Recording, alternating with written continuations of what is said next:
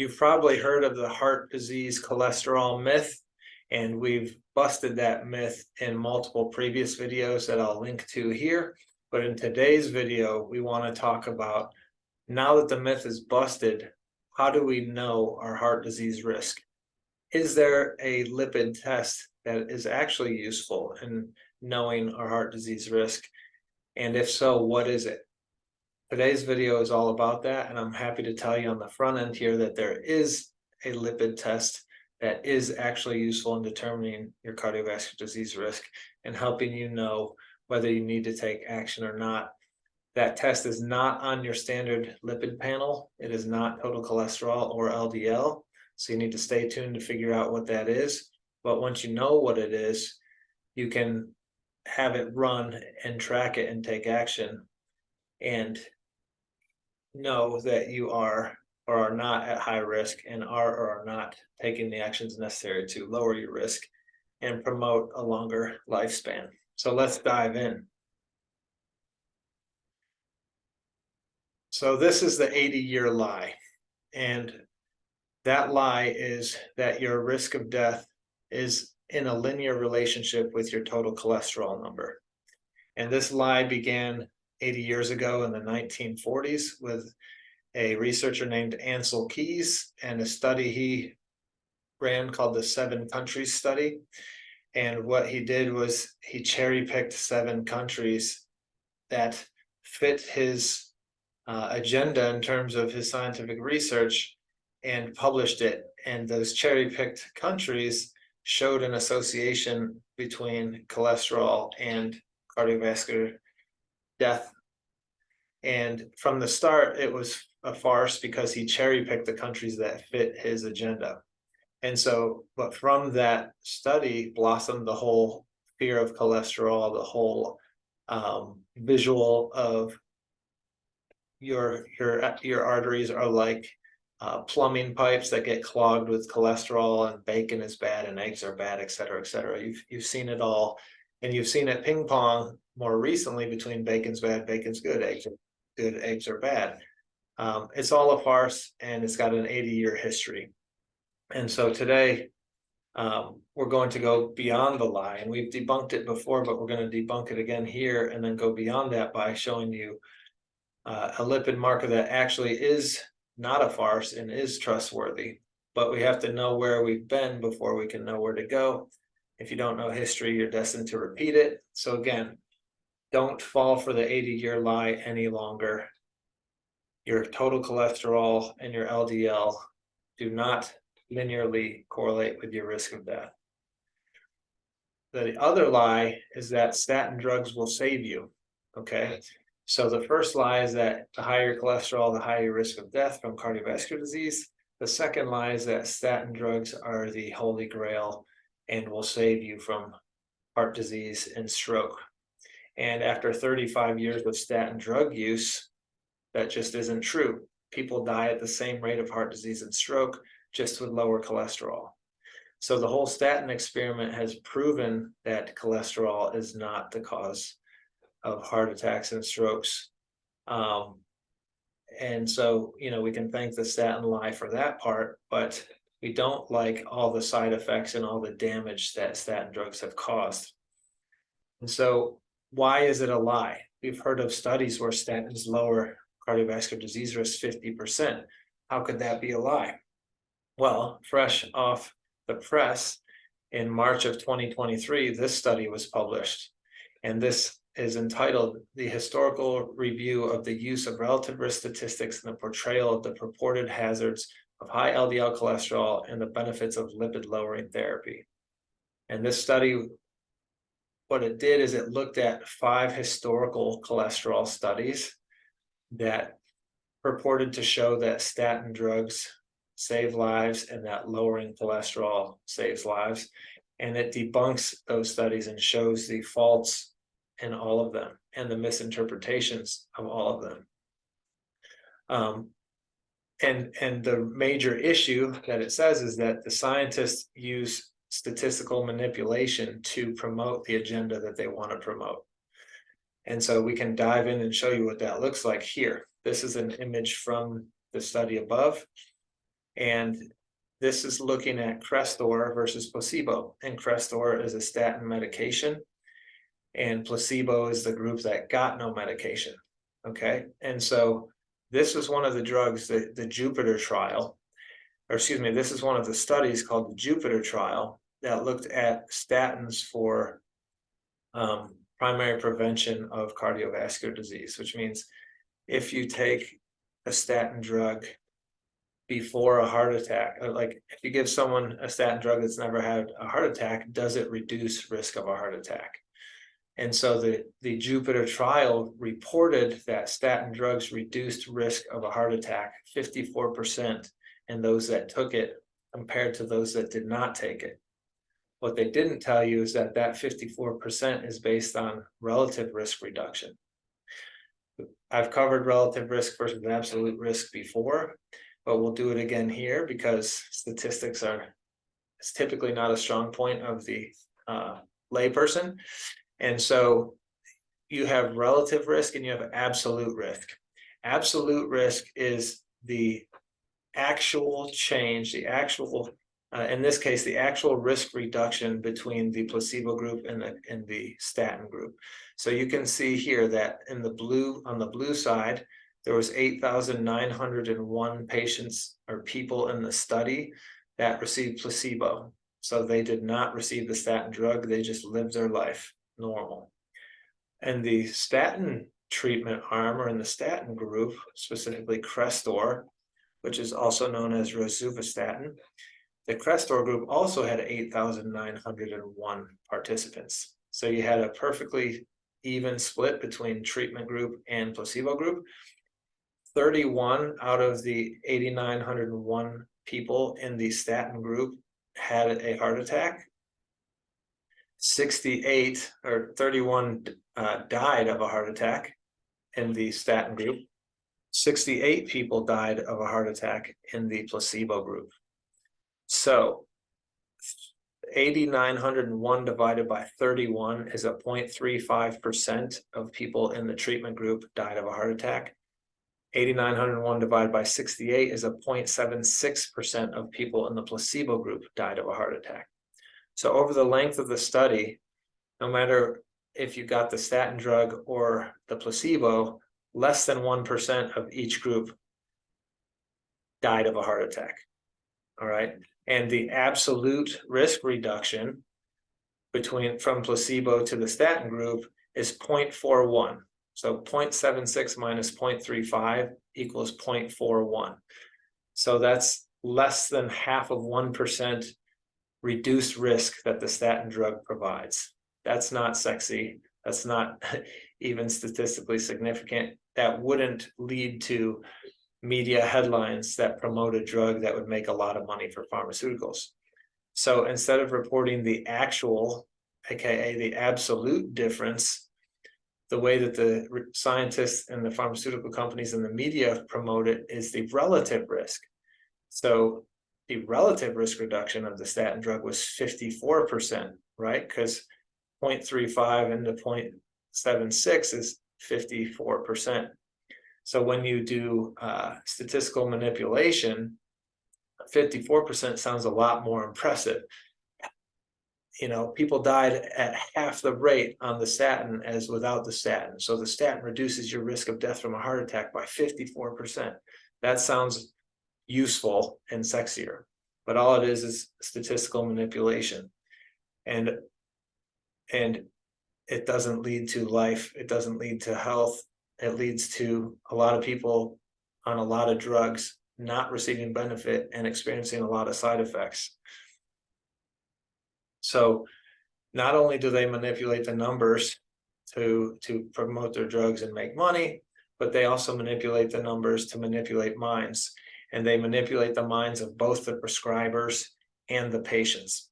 And so this is another table from that study that looked at a study that studied if you report the outcomes of the statin drug trials in terms of absolute risk reduction, how does that impact a physician's willingness to prescribe the medication? And how does it impact a patient's willingness to take the medication? As you can see, the blue is the absolute risk. So whereas the red is the relative risk. So if you report the 54% reduction in heart disease as the benefit of the drug, then 77% of clinicians will prescribe it, versus if you just say, hey, it's a less than 1% reduction, only 24% of doctors want to prescribe it with that data. How about patients? If you tell patients, hey, this drug will reduce your risk of heart attack 54%, 88 of them believe the relative risk number, they'll take that. If you tell them, hey, it'll only reduce your risk less than 1%, I think still a surprisingly high number of 42% will take the medication. I think it should be far lower. But this study shows that, hey, if you can manipulate the numbers, you can manipulate people's minds, you can get more doctors to prescribe a crappy drug, you can get more patients to take a crappy drug, and in the end, you can make more money. And as the statistics show, it's not about providing health or about doing what the science actually shows. It's about making the money. And Lipitor, made by our old friend Pfizer, is the highest selling drug of all time and has made over $131 billion in sales before it went off patent. And once they lost patent, what does Pfizer make next? You all know, you've heard of it. And they made a lot of money off that one too.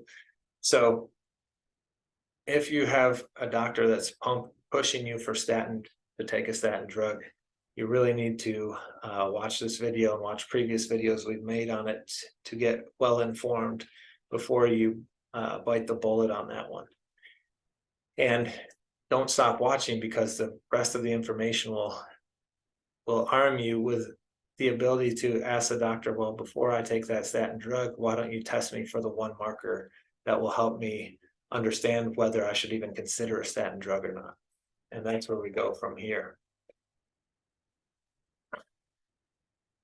But before we get there, here's one more statistic for you. 75% of heart attack victims in a study done by UCLA had normal cholesterol.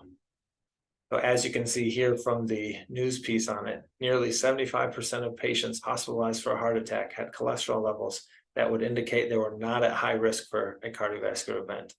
Specifically, these patients had LDL, or low density lipoprotein cholesterol levels, that met current guidelines, and close to half of the patients had LDL levels classified as optimal range. So what's LDL? Remember, LDL is communicated as the quote unquote bad cholesterol. And the whole, the mantra is, if you have high total cholesterol and high LDL, you're at an increased risk for heart attack or stroke, so take the statin drug. Well, the statistics, no matter how many studies have been done, continually show that over half, and this study showed over 75% of heart attack victims had normal cholesterol at the time of the heart attack. So, statin drugs are missing over half of the people that actually need to be protected.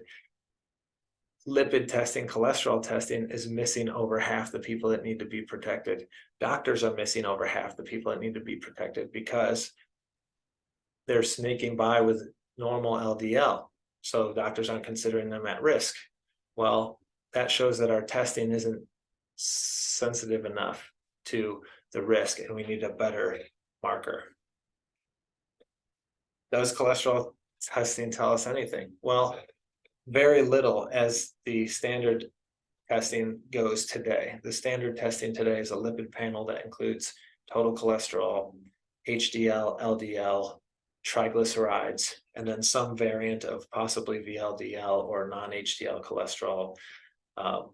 So that is the standard testing.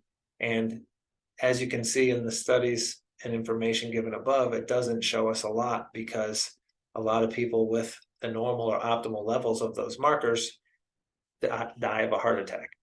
So we need better testing. What is that? That marker is called apolipoprotein B, or ApoB for short. ApoB is the true lipid indicator of cardiovascular risk. So if you could only know your cardiovascular risk based on lipid testing, which that is not the only risk factor, right? There's many. There's there's your lipids, there's your diet, there's your stress levels, there's do you smoke or not, there's toxic exposure, there's all kinds of risk factors. But the focus of this video and this content is the lipid indicators of cardiovascular risk, specifically cholesterol testing, right? As known by lay people. So the true lipid indicator of cardiovascular risk is called apolipoprotein B. And this is a paper published recently in 2022 in the Journal of the American Heart Association. So this is not fringe information. This is published by the so-called experts, the American Heart Association. And the title of the study is Physiologic Basis for the Superiority of ApoB over LDL as a marker of cardiovascular risk.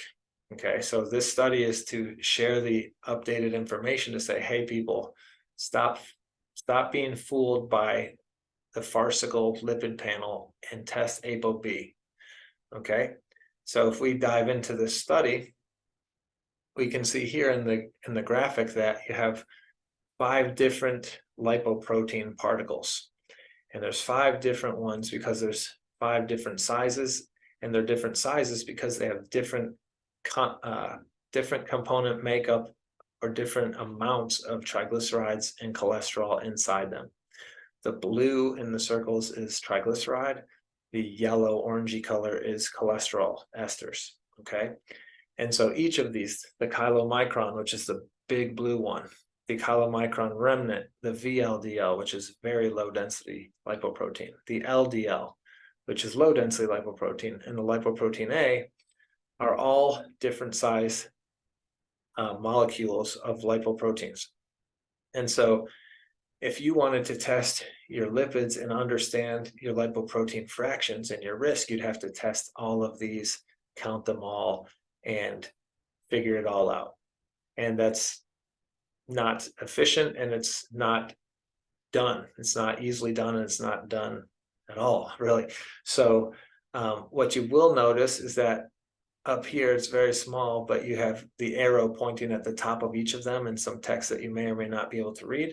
But those arrows say ApoB with a number, either ApoB 48, which is a chylomicron indicator, or ApoB 100, which is an indicator of lipoproteins that contain atherogenic levels of cholesterol.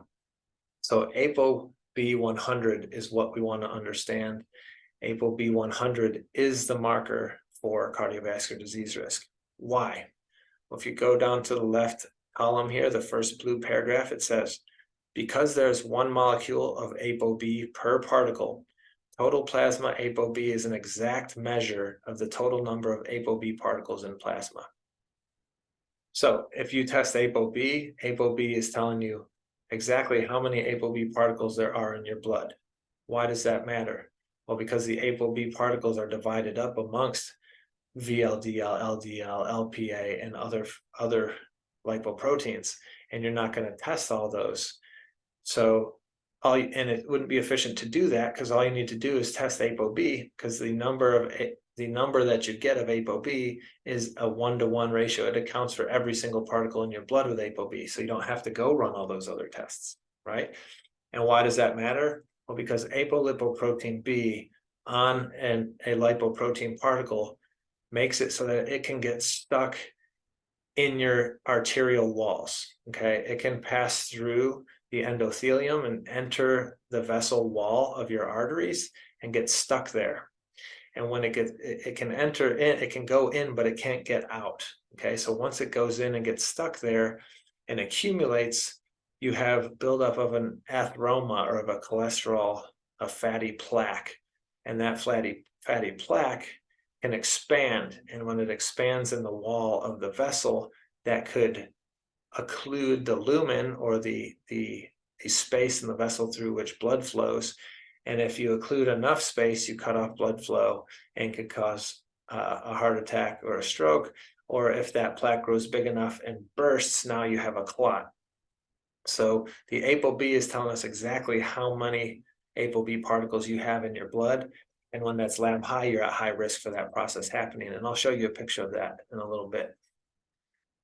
So Another good thing about the ApoB test is that you don't have to be fasted for it.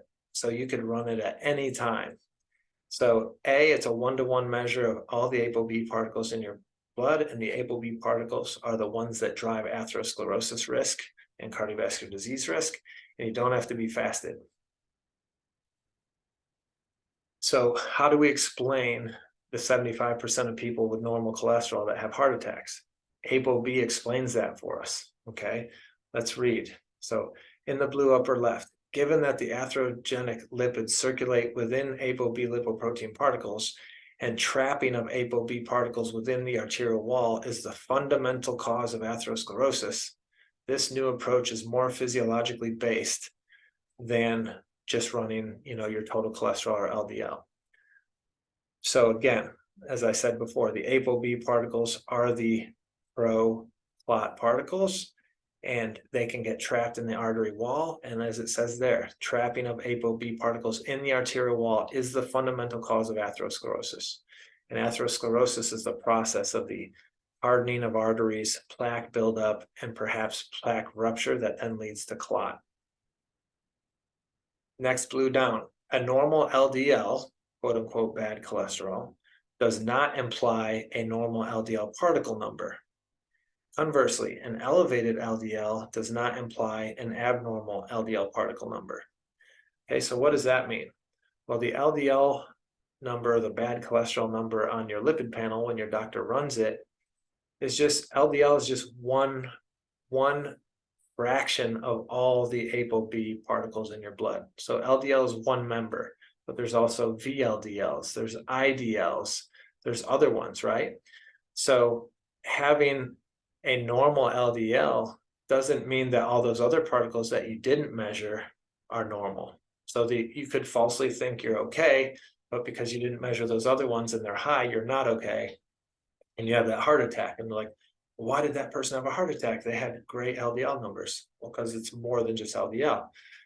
Conversely, an elevated LDL doesn't imply an abnormal LDL particle number. So you might have a high LDL, but the other markers are not high, so you're not at risk. But the doctor would see only your high LDL and say, oh, you're at risk. Remember the 80-year lie, take this statin, right?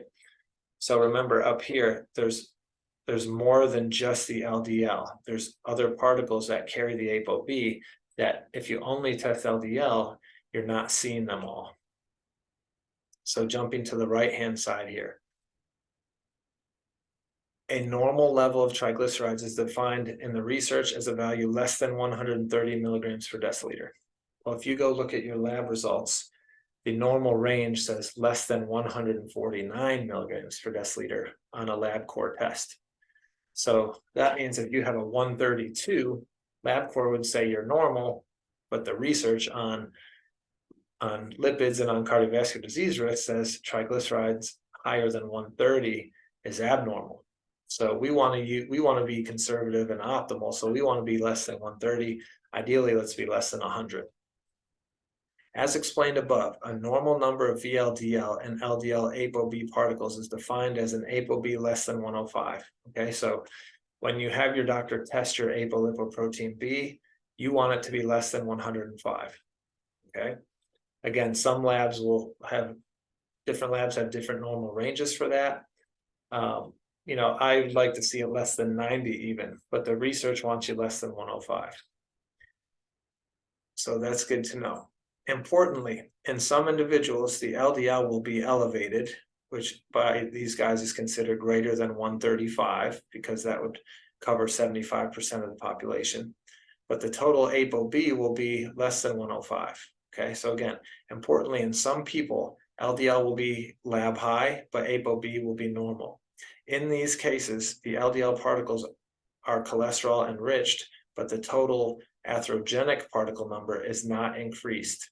Okay, read the blue. Therefore, cardiovascular risk attributable to the ApoB lipoprotein is not as increased in these individuals as the elevated LDL suggests.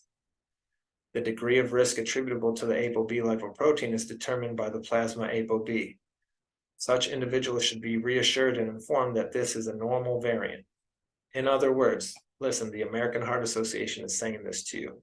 if you go to your doctor and you have your cholesterol panel run and your LDL is lab high, so it's greater than 135, or on your test, if it's greater than 100, they're going to mark it lab high. So if you have high LDL, the doctor is going to tell you need a statin drug. And they're not going to have run an ApoB, so you're not going to be able to say, well, my ApoB is normal. No, I don't. So the next thing you should say is, well, please run my apolipoprotein B. Why? Well, because ApoB is the best indicator of atherosclerosis risk, right? So they run it, okay, and it's normal. Well, then you don't have to take the statin drug, is what the American Heart Association is saying. Because the LDL isn't a good representation of your risk, the ApoB is. Again, it says individuals should be reassured and informed that this is a normal variant. So if you have high LDL but normal ApoB, you're normal. You don't need the statin drug, because your scary ones, the ApoB, the pro-atherosclerosis particles, are normal. So that's worth the price of admission right there. Here's what it looks like on the inside. Okay, so this is from the Atlas of Atherosclerosis by Dr. Sterry. And this is a slice through an artery. Okay, so it's like you're looking down the artery as if you were looking down a scope or looking down a hose. Okay, this white area in the middle is where the blood flows through the artery. And it should be a nice open hole here. So you see this edge, and then the white space should expand all the way over to here, but you see that it's occluded. And this occlusion, this light, this white greasy looking spot there is cholesterol plaquing, okay? And so you have cholesterol plaquing, and that cholesterol plaquing is pushing the wall of the vessel into the lumen, or occluding the lumen, so there's less space for blood to flow. Well, the more you pinch that off, right, it's like you're pinching that garden hose, you're going to have less water flow through, or in this case, less blood flow through. Well, blood carries oxygen and nutrition and the immune system and all kinds of stuff. So if you're not delivering blood to wherever this artery is going, that end tissue or end organ is going to die. And that could be the heart, or that could be somewhere else. So this thing could grow large enough to occlude it, or this plaque could rupture and become a clot and travel somewhere and block and cause a ischemic stroke or ischemic heart attack. And so you might see this and be like, well, that's not me. I'm only 40. This isn't happening to me. I'm not at risk. But check out down here. This slice was taken from a 24-year-old man whose sudden death was unknown even after autopsy. So I can't tell you that this caused this person's death, but the point of showing you that is that this dead person was a 24-year-old man. And at only 24 years old, this person already had this advanced atherosclerosis, this advanced plaquing in his arteries. So again, just because we're skinny and have normal cholesterol and normal blood pressure doesn't necessarily mean that we have healthy vessels. We need to test our ApoB levels to have confidence that we don't have a bunch of these guys floating around and then getting stuck in our vessel walls and creating atherosclerosis like this. Okay, so that's the science data in the lab. How about in humans? How does this show out in human studies? So this is another study published in 2022 by the Journal of the American Medical Association Cardiology. So again, this is not fringe science. This is coming from the biggest journals, from the biggest cardiology groups in America. So they know this. Why aren't they pumping it out in the media to let you know this? The title of the study is Association of ApoB containing lipoproteins and the risk of heart attack in people with and without atherosclerosis. So what this study did was they took almost 390,000 people in a primary prevention group who were not taking statin drugs, and they took 40,000 people with atherosclerosis who were receiving statin drugs, and they wanted to say, how does ApoB compare to LDL and triglycerides in our standard lipid testing in predicting who in these groups will have heart attacks? And the conclusion here is that the risk of heart attack was best captured by the number of ApoB containing lipoproteins This suggests that ApoB may be the primary driver of atherosclerosis and that lowering the concentration of ApoB containing lipoprotein should be the focus of therapeutic strategies. In other words, ApoB should be our focus. Let's read a little bit more from the discussion of that paper. Standard measurements of triglycerides and cholesterol can be misleading as they measure overall serum concentrations without directly addressing the number and type of particles. For example, here it breaks it down for you. Okay, here's two practical cases. For example, two individuals can have the same LDL levels, but if one has twice the number of LDL particles, but half the cholesterol content in each, our data suggests that that individual will have a higher risk of heart attack than the other. Conversely, two people can have the same ApoB levels and therefore the same number of atherogenic lipoproteins, because remember, ApoB is 1-to-1 representation of the number of atherogenic or scary lipoproteins. An individual with lower LDL, the metric on which medicine currently focuses, may be perceived as being at lower risk, but that is not necessarily the case. ApoB allows for accurate assessment of particle concentration, and when it is held constant, the measurements of triglycerides and LDL reflect particle type and content. So ApoB is the marker we need to know. 3 key findings from this study. First, ApoB was the only independent driver of lipid-associated heart attack risk, confirming the importance of particle concentration, specifically apolipoprotein B particles.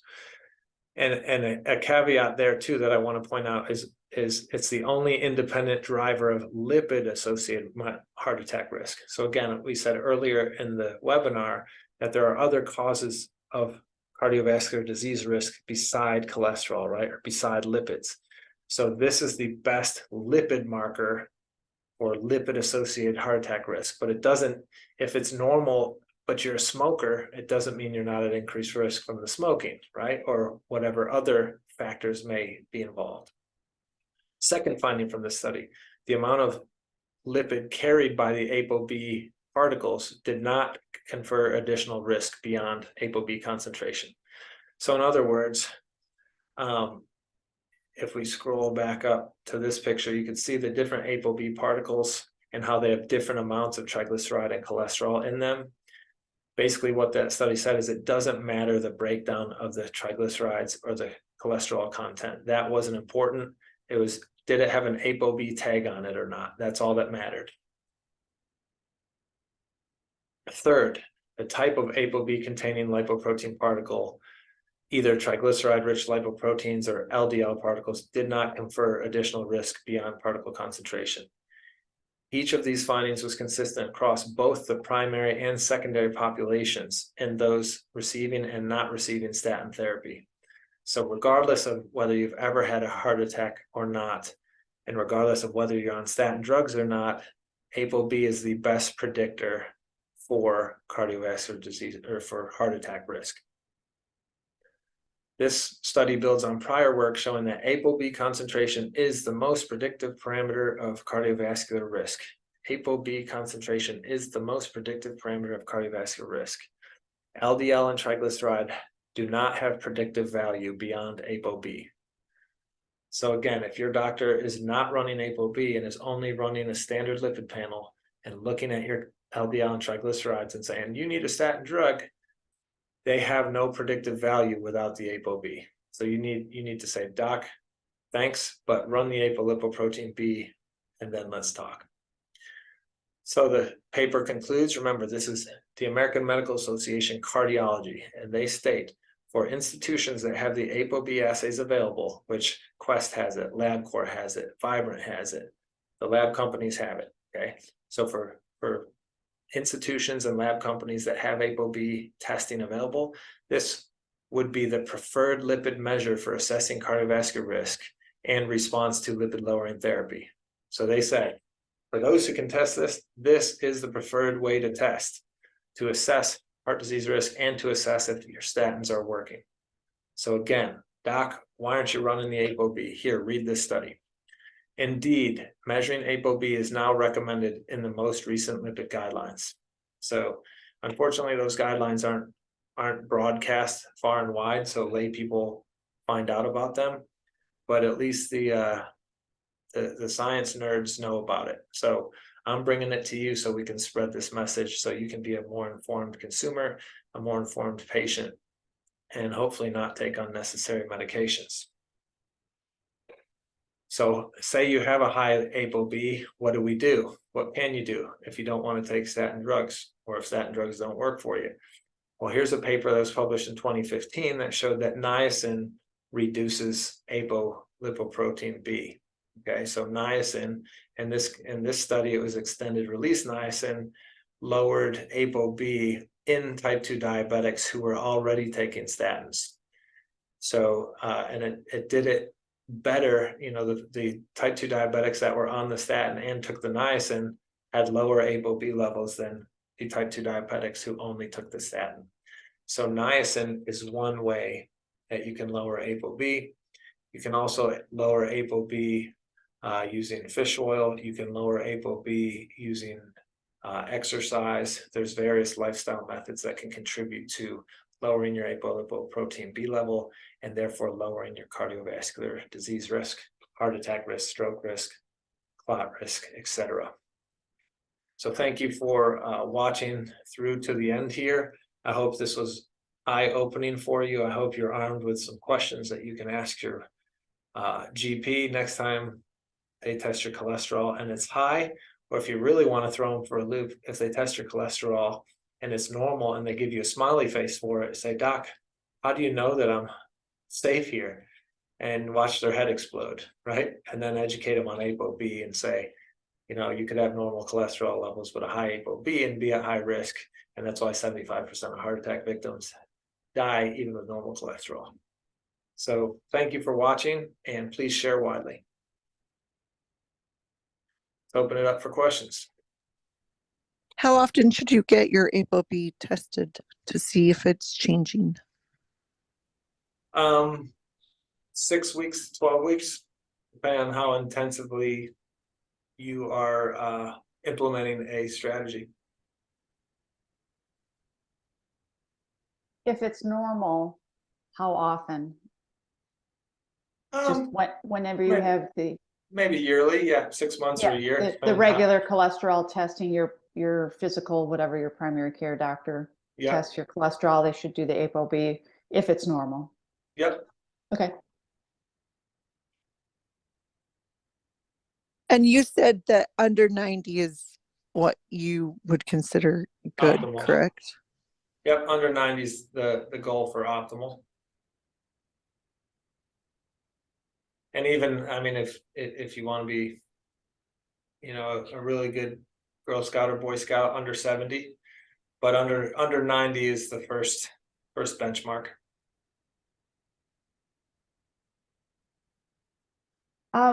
What about the value of fractionated lipid panel? Good question. So the fractionated lipid panel is valuable if you don't have ApoB. So in the context of, if you have ApoB, ApoB is the best marker, because the fractionated panel is breaking down fractions of LDL and looking at, hey, what's the particle number? What's the particle size? Are there small dents? Are there big fluffies? And so the small dents are the more dangerous LDL particles versus the big fluffies are more protective. Or, you know, big fluffies, a lay term in the research, they call them large buoyant, but same idea. So if you don't have ApoB, then yeah, the fractionated is helpful because it gets you closer there, because it doesn't just look at LDL number, it looks at LDL particle number and the sizes, and the size, you know, the small dense LDLs and the particle size is a more helpful risk marker than just your straight lipid panel. But if you have ApoB, I mean, ApoB is all you need.